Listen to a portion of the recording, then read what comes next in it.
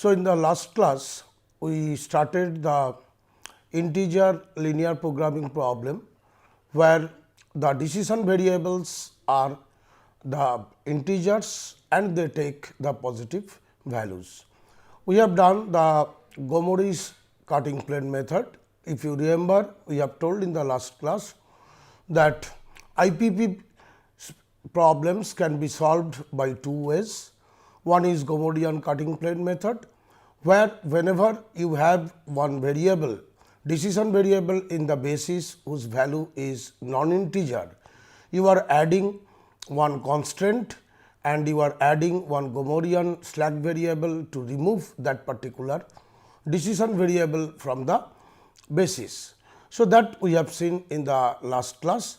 Today, in this class, we will discuss the branch and bound method for solving the IPP. It is similar to this earlier one. There is a basic difference in branch and bound method. In branch and bound method, at first we try to find the solution and we check that which variables in the basis has non-integer values. From there, we try to find out the upper bound and lower bound of the problem, and then we divide the original problem into two sub problems by adding two more constraints using the lower bound and using the upper bound of the problem. So, that we are doing it. So, let us see what the branch and bound method uses. In branch and bound method, suppose you have a problem, maximize z equals c x subject to a x equals b, x j greater than equals 0, and this is integers. Now, if x j is not an integer, in that case I can write down x j equals w j plus f j, where w j is the integer part and f j is the fractional part, where f j lies between 0 and 1 obviously. So, you have the problem, original problem, maximize z equals c x subject to a x equals b, x j greater than equals 0.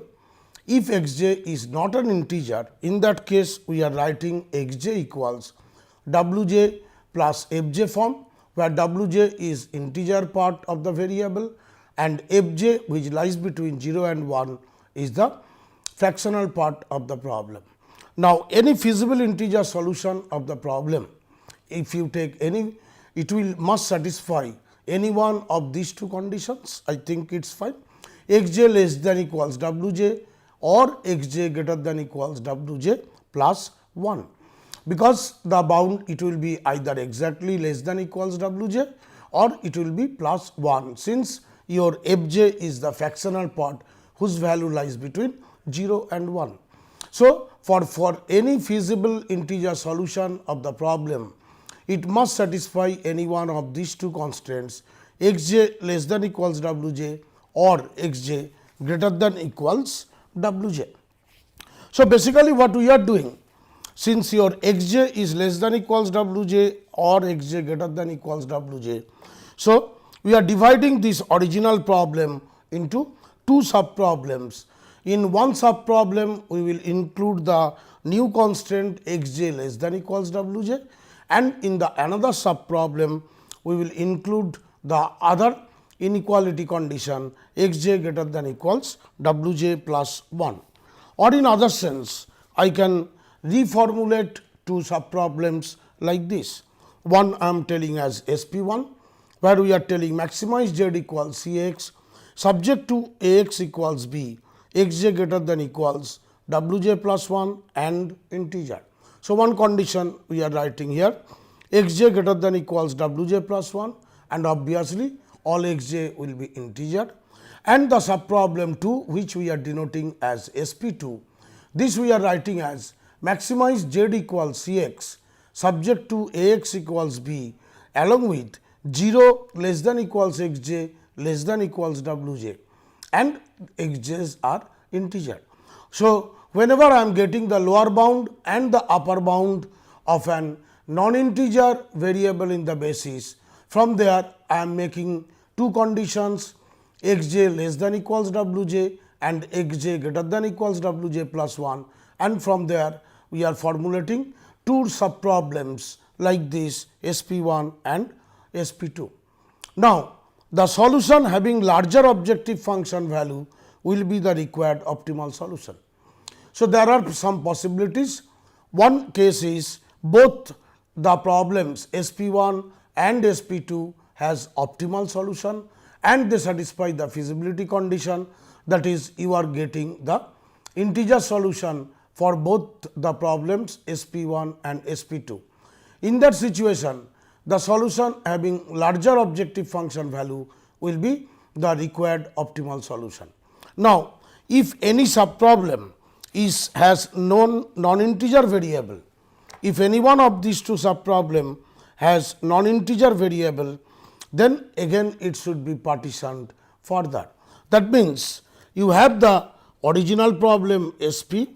Once you have the original problem, and for this particular problem, if the optimal solution contains non-integer values for the basis variable, divide it into two subproblems SP1 and SP2. One will contain the lower bound constraint, the other one will contain the upper bound constraint. Then again if required, you can divide this, and like this way it will continue until you are obtaining your required solution. So, basic idea is this thing. So, this in terms of the algorithm, we can write it like this: branch and bound algorithm. If required, optimal integer solution of the problem can be automatically satisfied without imposing the integer restriction in the LPP. In that case, stop. That means, without imposing integer restriction, if I solve the problem and if I obtain that the solution is optimal and providing me the integer solution, in that case that solution will be the optimal one and I will stop. Otherwise, I will go to the next step. Whatever we have told, out of non-integer xj's, j belongs to I, 1 to n or whatever it may be, choose one particular xj and rewrite it in the form of xj equals wj plus fj, where wj is the integer part and fj is the fractional part of this xj, and obviously your fj lies between 0 and 1. So, in that case, after that, in step 3, any feasible integer solution of the problem which will satisfy either xj less than equals wj or xj greater than equals wj plus 1. So, if we add these two conditions in the problem, we will obtain two sub problems. Both sub problem you have to solve and following observations can be made. Both sub problems, whenever we are solving, the observations can be made.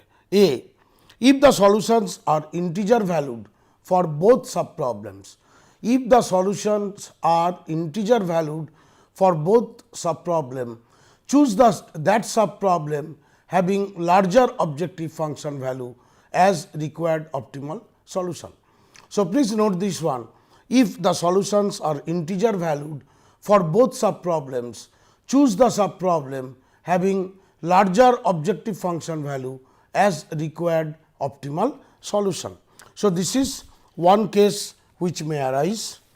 The next case will be, if the sub problem gives no feasible solution, then select another non-integer decision variable in the basis, another non-integer variable, and proceed as step 2 whatever we told.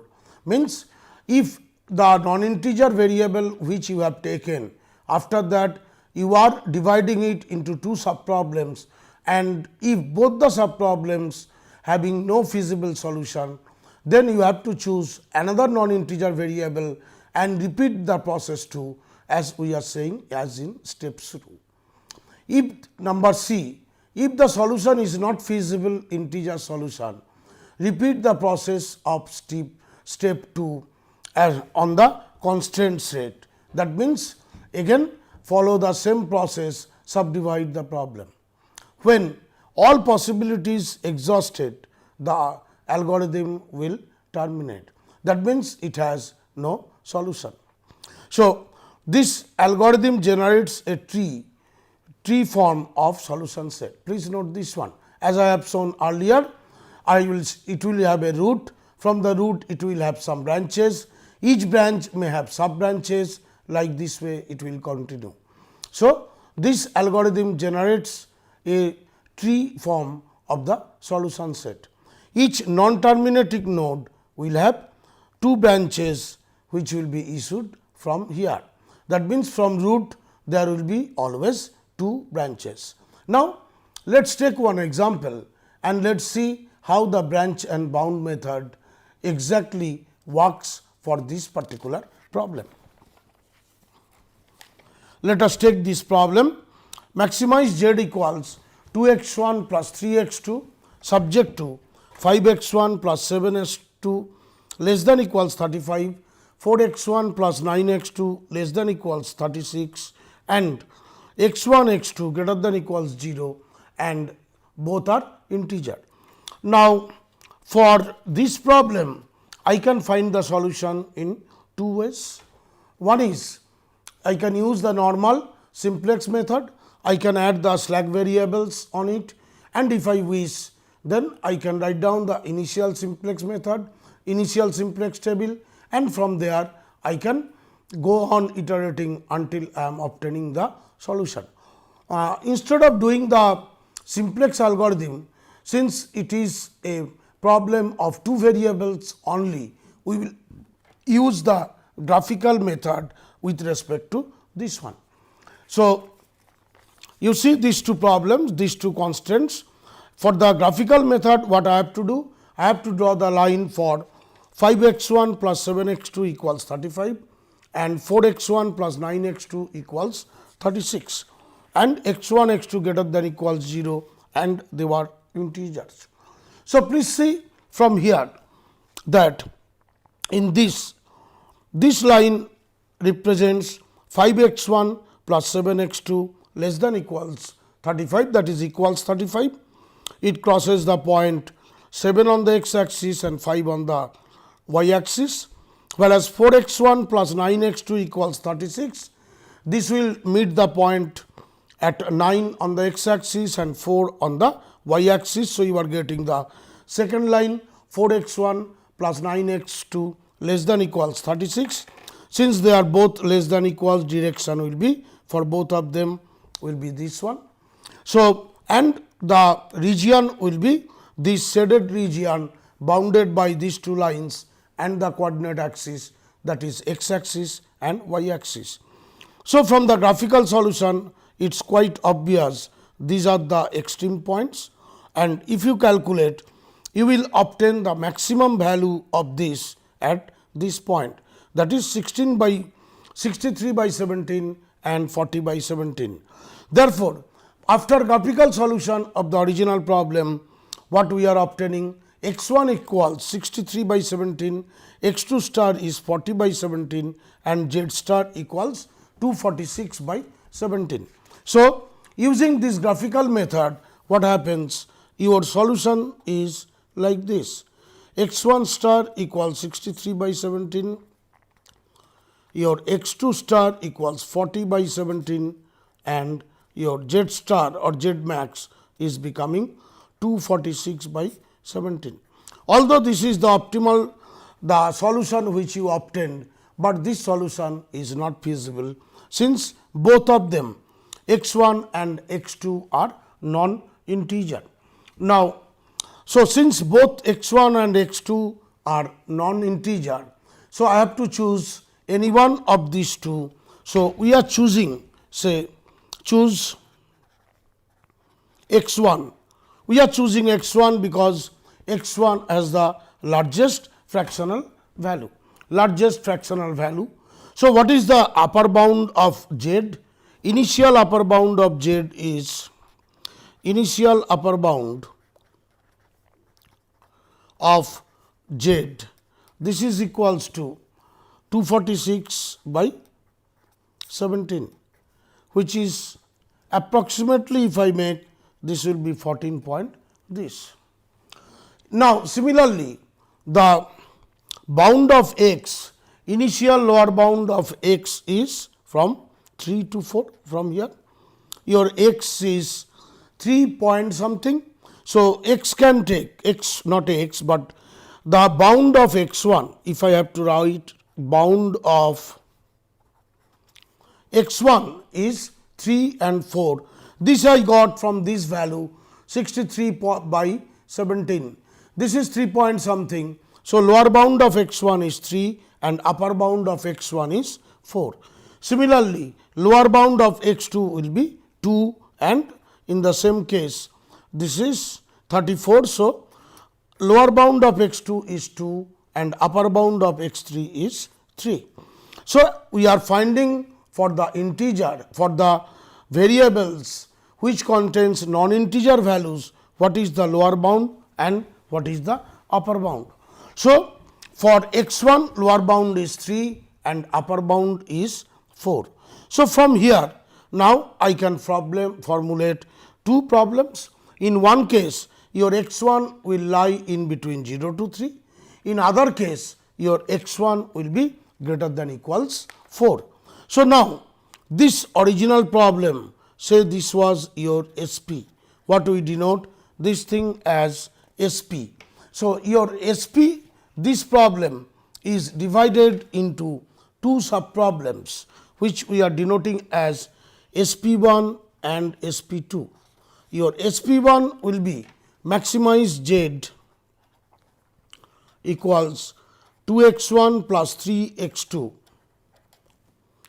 subject to 5x1 plus 7x2 less than equals 35, 4x1 plus 9x2 less than equals 36 and 0 less than equals x1 less than equals 3. This extra condition now we are adding compared to the earlier problem, if you see, and this we are adding since the lower bound is 3 and upper bound is 4 for the variable x1. So, x1 lies between 0 to 3, x1 x2 greater than equals 0 and obviously they are integers. And similarly, your problem 2 will be SP2 will be maximize Z equals 2x1 plus 3x2 subject to 5x1 plus 7x2 less than equals 35.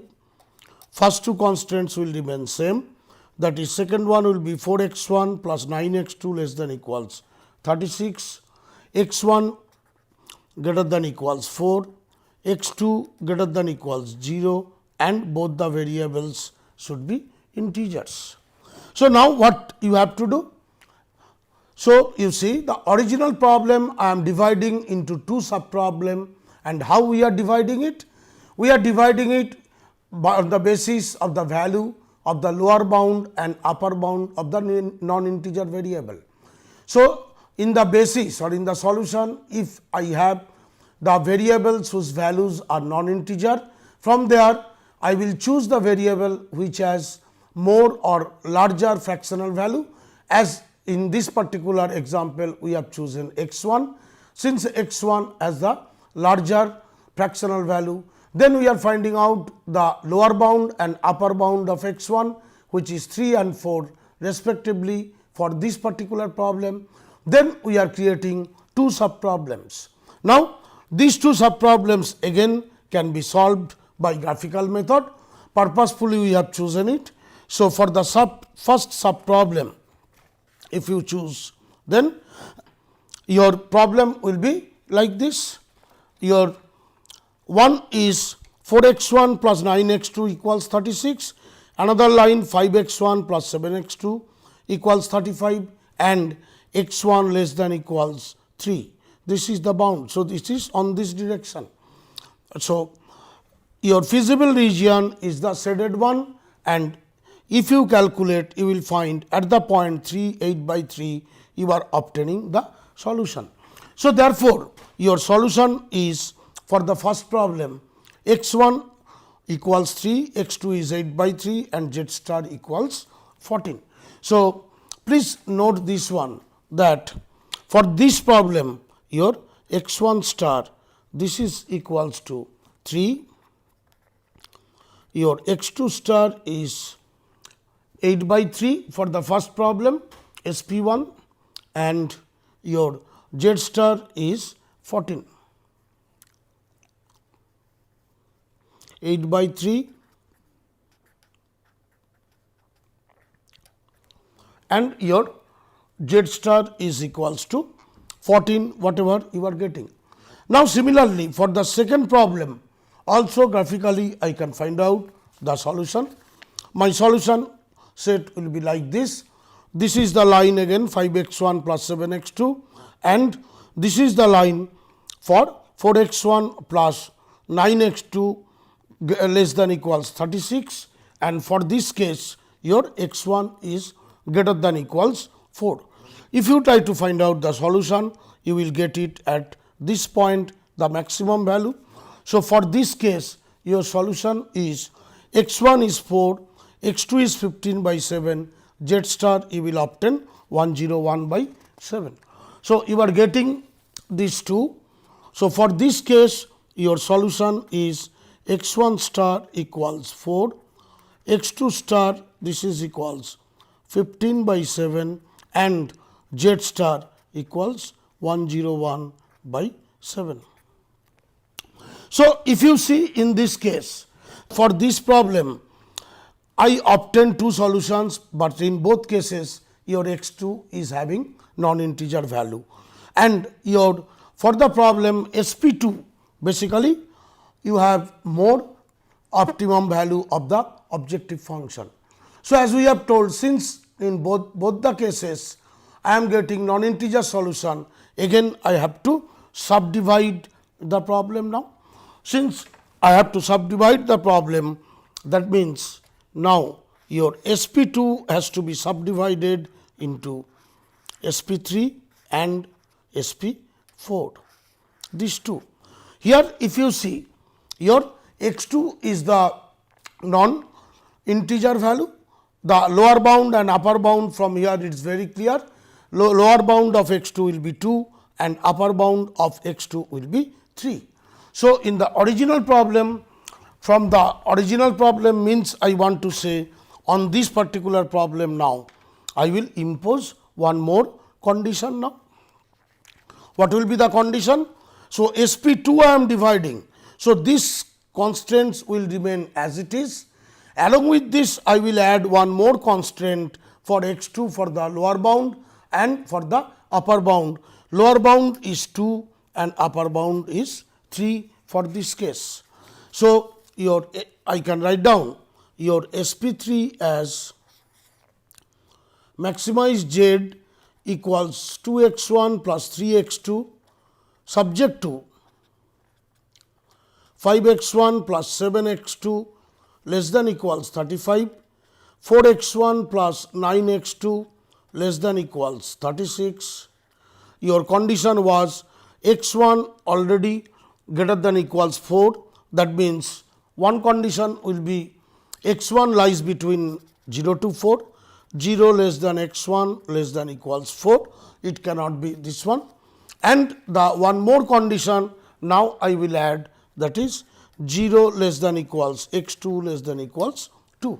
So, whatever was there, along with this your x1 must lie in between now 0 to 4, at 4 we obtained the solution. So, x2 lower bound is 2, upper bound is 3. For that reason here I have added x1, x2 lies between 0 to 2 and x1, x2 should be integer. Similarly, your SP4, this will become now this is SP4. So, SP4 will be maximize z equals 2x1 plus 3x2 subject to 5x1 plus 7x2 less than equals 35, 4x1 plus 9x2 less than equals 36. Your this condition is there, that is x1 lies between 0 to 4 and your upper bound, if you see here, upper bound is 3 since its fractional part and upper bound is 3. So, therefore, I have to add one more thing, x 2 greater than equals 3, and these are the all are integer values. So, now as we have done earlier, graphically I will solve this problem. So, I am just seeing here that this is the line 5 x 1 plus 7 x 2 equals 35. This is the line 4 x 1 plus 9 x 2 equals 36, and this is the line x 1 less than equals 4, that is this thing. And what was the other one? X 2 less than equals 2. X 2 less than equals 2 was the second one. If you see, x 2 lies between 0 to 2. So, that your solution space will be this one. This shaded region is the feasible region, and if you calculate, you will find at the point 42 we are getting the maximum value. So, your solution in this case will be x 1 equals 4, x 2 equals 2 and z star equals 4.